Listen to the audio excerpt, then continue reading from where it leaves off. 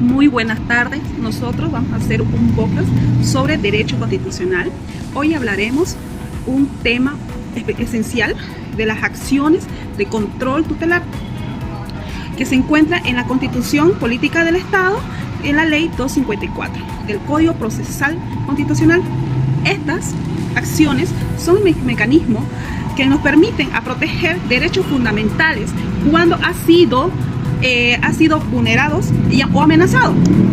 Hoy nos acompañan tres abogados muy prestigiosos que vamos a poder analizar este tema en detalle con ejemplos, explicaciones prácticos. Se los presento a mis colegas. Hola, soy Irma Ariel Vilola Vieja Pérez, encantada de estar ahora con ustedes y vamos a compartir y aprender juntos sobre estas acciones constitucionales. Un gusto saludar, mi nombre es Laura Paula Almaquio y espero que este diálogo sea útil para poder comprender mejor cómo los ciudadanos podemos usar herramientas legales para defender nuestros derechos. Bueno, me presento, mi nombre es Daisy Arancibia López. En esta ocasión yo seré su moderadora, que vamos a charlar de manera clara, dinámica, sobre las características y diferencias y procedimientos de las 5 acciones de control tutelar, y también incluiremos ejemplos, plazos, sobre todo las acciones de cumplimiento, para entender y poder aplicarle y dejar claro todo. Comenzamos con el tema. Vamos a hablar contexto general de la Constitución Política del Estado, de la Ley 254. Hoy vamos a conversar sobre algo clave, cómo proteger nuestros derechos a partir de la Constitución 2009, del Código Procesal Constitucional, de la Ley 254 del 2012. La Constitución Política del Estado, en el artículo 128 al 136, reconoce las llamadas de acciones de defensa, o también conocidas como acciones de control tutelar. Estas acciones son mecanismos constitucionales que cualquier persona puede usar cuando siente que sus derechos fundamentales están siendo vulnerables. Luego, la Ley 254, que del Código Procesal Constitucional, se encarga a detallar los procedimientos de plazos y efectos de cada una de las acciones, es decir, cómo se presenta, cuánto tiempo el juez puede resolver y qué pasa una vez que se dedica a una sentencia. Por ejemplo, sencillo sería estas acciones como una caja de herramientas jurídicas y sencillo vulnerable de hechos de libertad, a la salud o a acciones de informaciones que pueden sacar herramienta adecuada.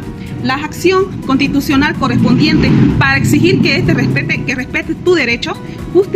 Justamente para empezar, quiero preguntarle a nuestra colega colega Irma, que ella nos va a explicar un poquito más sobre el tema. Claro, Daisy, el Código Procesal Constitucional de la Ley 254 tiene varias características que lo hacen fundamental. Primero, este código nace para dar una eficacia real a los derechos que reconoce la Constitución Política del Estado del 2009.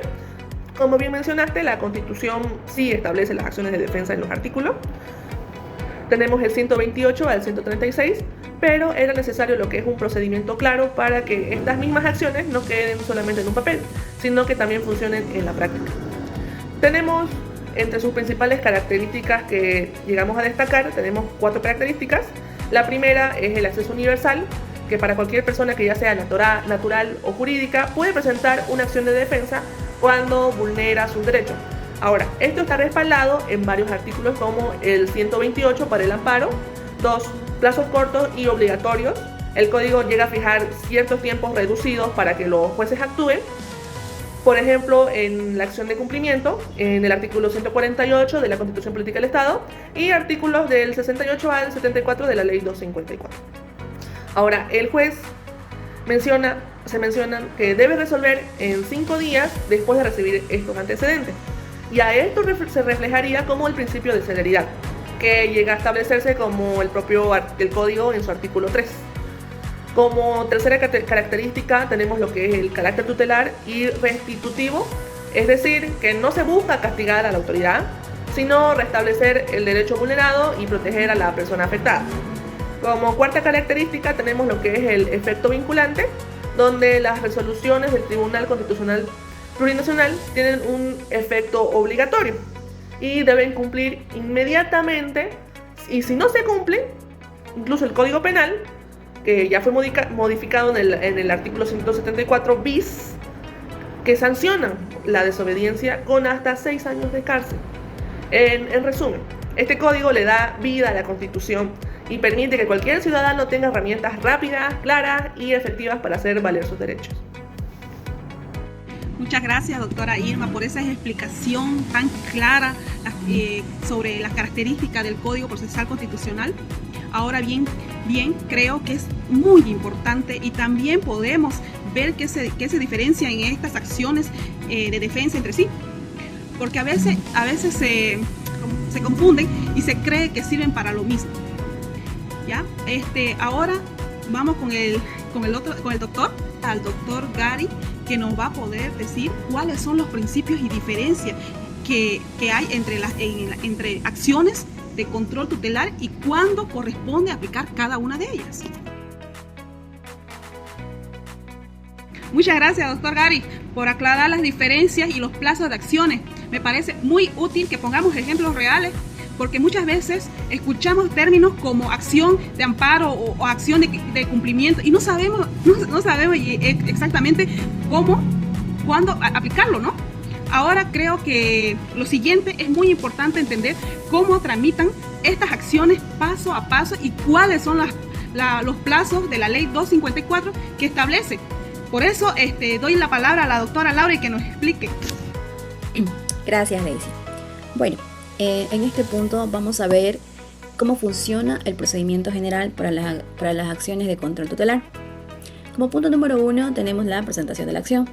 Cualquier persona natural o jurídica afectada puede presentar su demanda ante cualquier tribunal competente. Se indica cuál es el derecho vulnerado y cuál tipo de acción se está ejerciendo. Punto número 2. Plazos de requerimiento previo. ¿Cuándo aplica? En acción de cumplimiento, por ejemplo, se le va a requerir a la autoridad que cumpla en un plazo establecido de 5 días. En caso de que la autoridad no lo cumpla, ahora sí podemos interponer una acción ante el tribunal. En otras acciones como la acción de amparo o la acción de libertad, el procedimiento inicia directamente debido a la urgencia. Como punto número 3 tenemos la admisión y la notificación. En este punto el tribunal revisa si la acción cumple con los requisitos y notifica a la autoridad demandada para que presente sus alegatos en un plazo establecido de 15 días. Como punto número 4 tenemos la resolución. Para la acción de libertad el tribunal debe resolver en un plazo de 24 horas, para la acción de amparo en un tiempo de 48 horas, para la acción de cumplimiento en 5 días y para la acción de inconstitucionalidad el plazo es más largo, de 45 días. Como punto número 5 tenemos los efectos de la sentencia. En este punto se declara fundada la acción, la autoridad debe cumplir la resolución de manera inmediata. Por ejemplo, en una acción de cumplimiento, si un municipio se negó a dar un certificado, debe hacerlo de manera inmediata tras la sentencia.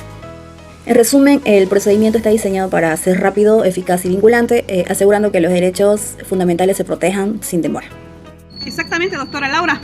Me llama mucho la atención cómo la ley 254 pone plazo tan concreto según la ausencia de derecho. Esto garantiza que una vulneración de la libertad física y que se resuelva en horas, mientras otros derechos requieren un análisis más desarrollado.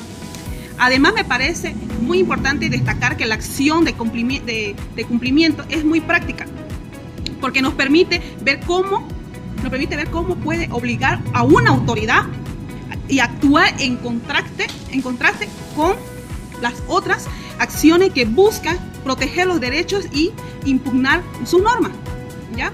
Muchas gracias, doctora Laura, por explicarnos el plazo y procedimiento. Ahora, para tener una visión completa, le doy la palabra a la doctora Irma, que nos va a hablar los 5 acciones de control tutelar reconocidos por la Constitución Política del Estado del 2009 y la Ley 254.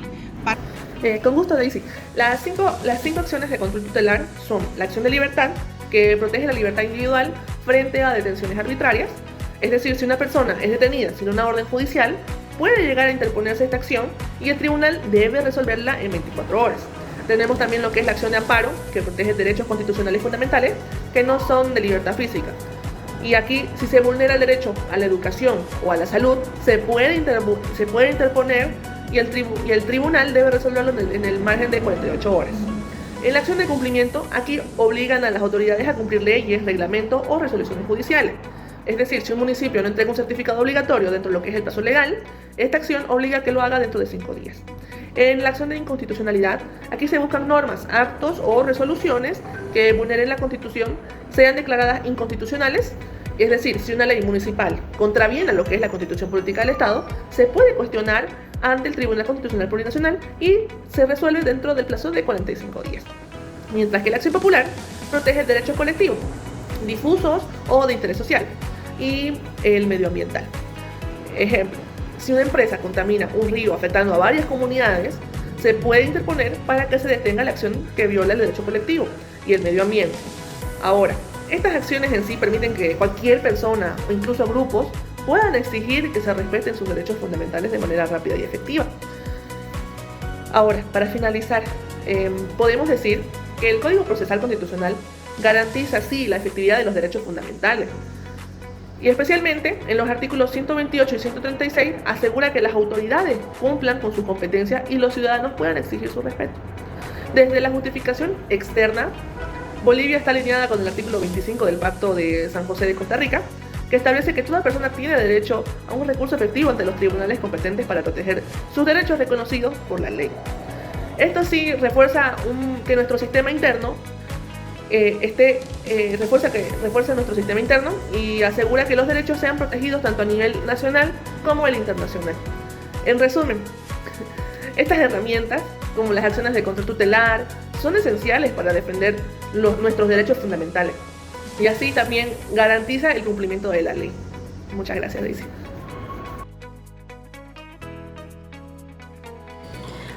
Bueno, complementando lo que dice Dari, es importante notar que los plazos varían de acuerdo al tipo de acción y del tipo de vulneración. La ley 254 prioriza los derechos fundamentales, como la libertad, la seguridad personal, frente a otros derechos que requieren un análisis más profundo, ¿no? Esto permite que los tribunales actúen de manera rápida y eficaz, garantizando, ¿no?, de esta manera los derechos, la protección de los derechos reales. Totalmente de acuerdo con lo que queda claro después de nuestra charla sobre la Constitución Política del Estado de 2009 y la Ley 254. Funcionan como un sistema de protección y derechos muy completo. Tenemos herramientas claras de procedimiento específico para actuar según su situación.